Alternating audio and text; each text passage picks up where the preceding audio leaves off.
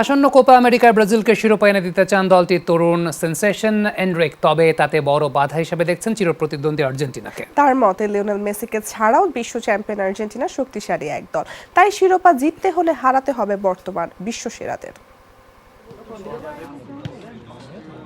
2024 Copa আমেরিকার অন্যতম শক্তিশালী দল ব্রাজিল। জাতীয় দলের হয়ে সবশেষ 2 ম্যাচে দারুণ পারফর্ম করা তরুণ স্ট্রাইকার এনরিক আছেন বড় চমক হিসেবে। 21 জন শুরু হবে কোপা আমেরিকা।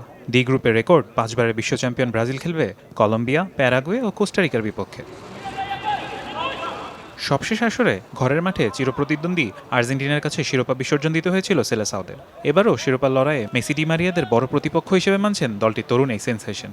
দলটা পরিবর্তনের মধ্য দিয়ে যাচ্ছে, যা আমাদের অবশ্যই অতিক্রম করতে হবে। সর্বশেষ 2টি বিশ্বকাপ বাছাইয়েও আমাদের নিয়ে সংশয় ছিল, কিন্তু আমরা সব ধরনের বিপত্তি পেরিয়ে বাছাইয়ে চ্যাম্পিয়ন হয়েছি। ব্রাজিলকে চ্যাম্পিয়ন হতে হলে আর্জেন্টিনাকে হারাতে হবে। আর্জেন্টিনা দলটির প্রতি যথাযথ সম্মান নিয়েই বলছি, আমাদের নিজেদের উপর বিশ্বাস আছে।